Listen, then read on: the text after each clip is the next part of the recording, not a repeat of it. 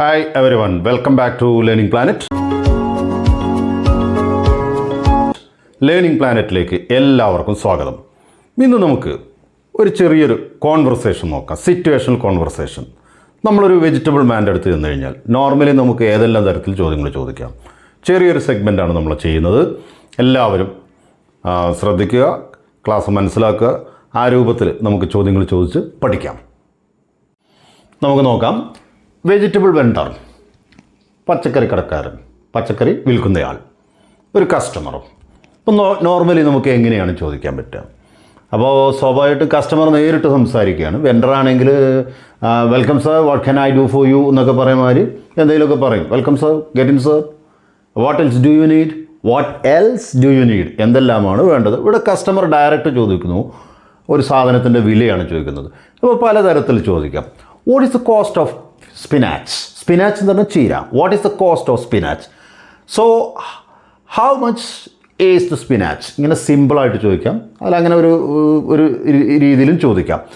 How much ഡാസ് the spinach cost? അത് കുറച്ച് ഒരു വളഞ്ഞ വഴിയാണ്. അത് സാധാരണ സ്കൂളുകളിലൊക്കെ ചോദിക്കുന്ന പോലെ. So what is the cost of spinach?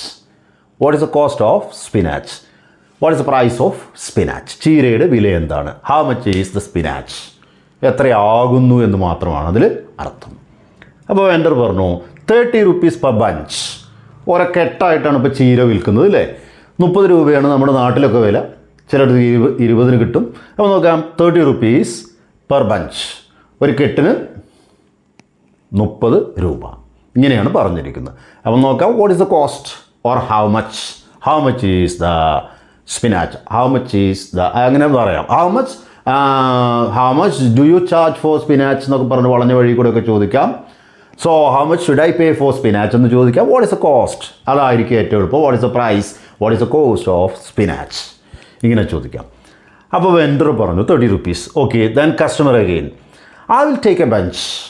ഞാൻ ഒരു കെട്ടെടുക്കാം. അത് അദ്ദേഹം പറഞ്ഞതാണ്. അപ്പോൾ നമ്മൾ അതിന് പകരം take a bench, take 1 bunch please, ഒരു കെട്ടെടുക്കൂ, അങ്ങനെയും പറയാം. അപ്പോൾ അതിന് പകരം അദ്ദേഹം പറഞ്ഞു ഞാനൊരു കെട്ടെടുക്കും. I will take a bunch. I need a bunch. I need only a bunch of spinach. എനിക്ക് ഒരു കെട്ട് ചീര മതി. അപ്പോൾ നോക്കാം, ഐ നീഡ് എന്ന് പറയാം. Or I will take a bunch. I will take a bunch. ഞാനൊരു കെട്ട് എടുക്കാം. അപ്പം നമ്മൾ തന്നെ അങ്ങനെ പറയാം. Okay anything else sir? മറ്റെന്തെങ്കിലും വേണോ? Do you need anything else എന്ന് വേണ്ട. എനിത്തിങ് എൽസ് മറ്റെന്തെങ്കിലും വേണമോ? Anything else.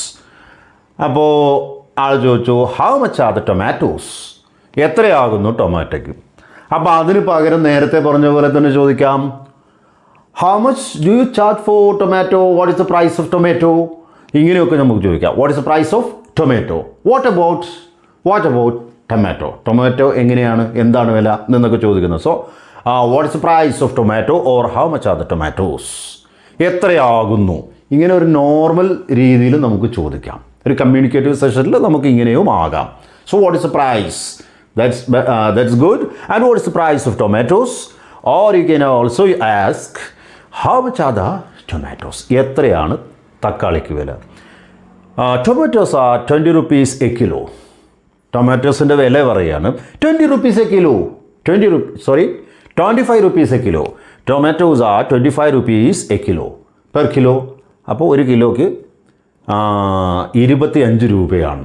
അപ്പോൾ കസ്റ്റമർക്ക് ഇത് അല്പം കൂടുതലാണെന്നൊരു സംശയം. This is too much. ഇതൊരല്പം കൂടുതലാണ്. This is too much. അപ്പോൾ കൂടുതലാണെന്ന് നമ്മൾ കസ്റ്റമർ പറയുമ്പം അവരെന്ത് പറയും?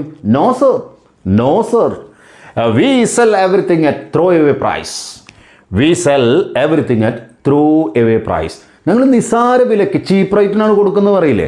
എറിഞ്ഞ് കളയാനുള്ള വിലയ്ക്കാണ് നമ്മൾ കൊടുക്കുന്നത്. ഞങ്ങൾ ഏറ്റവും ചെറിയ വിലയ്ക്കാണ് കൊടുക്കുന്നത്. ത്രോ എവേ പ്രൈസ് എന്ന് പറഞ്ഞാൽ ചീപ്പ് റേറ്റ് എന്ന് പറയുന്നതിന് പകരം ആളുകൾ പറയുന്ന ഒരു ശൈലിയാണ് we sell everything at throw away price.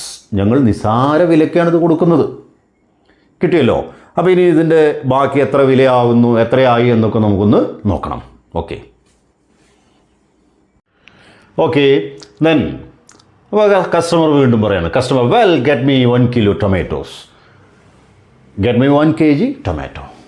അങ്ങനെ പറയാൻ നമുക്ക് please get me 1 kg tomatoes. Take 1 kg, take me. അപ്പോൾ take 1 kg tomato for me എന്നൊക്കെ പറയുന്നതിന് പകരം so get me 1 kg tomatoes. Then vendor, right, all right. Then shall I take brinjal also?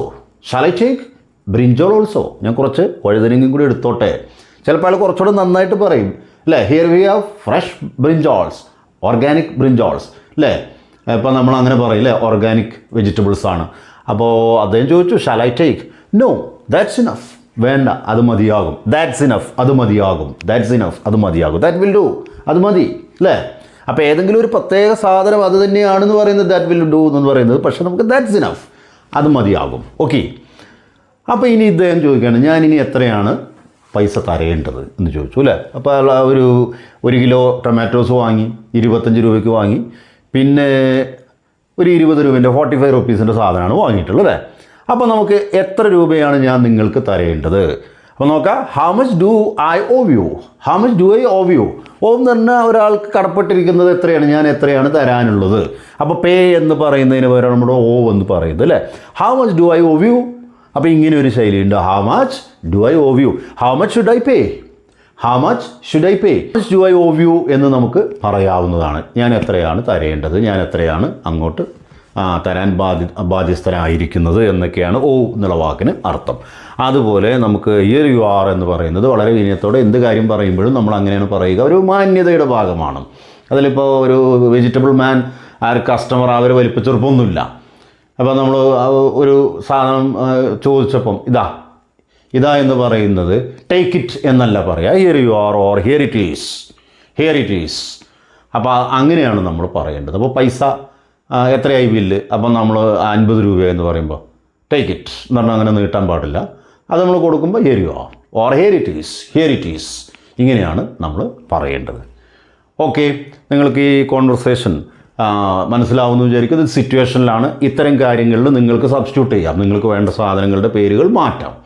അപ്പോഴും വില നമ്മളിങ്ങനെ ചോദിക്കുമ്പോൾ നമുക്ക് ഇങ്ങനെയുള്ള എക്സാജറേഷൻസ് ഒക്കെ പറയാം. വില കൂടുതലാണ്, this is too much, it's a huge price, അങ്ങനെയൊക്കെ നമുക്ക് പറയാം. അപ്പോൾ അല്ലെങ്കിൽ നമ്മൾ ഒരു കോമൺ ആയിട്ടുള്ള സിറ്റുവേഷൻസൊക്കെ അതിൽ പറയാതൊക്കെ നമുക്ക് അടുത്ത ക്ലാസ്സുകളിൽ ചെയ്യാം. അപ്പോൾ വീണ്ടും നമുക്ക് അടുത്ത ഒരു സെഗ്മെൻറ്റിൽ കാണാം. നിങ്ങൾ ഈ തരം കോൺവെർസേഷൻസൊക്കെ പ്രാക്ടീസ് ചെയ്യുക, പറഞ്ഞ് ശീലിക്കുക. ആദ്യത്തെ 1-2 ദിവസമൊക്കെ ബിഗിനേഴ്സ് എന്ന നിലയ്ക്ക് പലർക്കും സ്പീഡ് കുറവായിരിക്കും. പിന്നീട് how much do I owe you അങ്ങനെ ചോദിക്കുക, how much should I pay? അപ്പോൾ അതൊക്കെ നമുക്ക് ഹിയർ ഇറ്റ് ഈസ് എന്നൊക്കെ നമുക്ക് വേഗം കിട്ടാൻ നമുക്ക് പറയുമ്പോൾ സ്പീഡ് കിട്ടാത്തതൊക്കെ നമ്മൾ വീണ്ടും പറഞ്ഞു കൊടുക്കാം അല്ലേ. ഇവിടെ ഇങ്ങനെ നമുക്ക് കുഴപ്പങ്ങളൊന്നും കാണുന്നില്ല.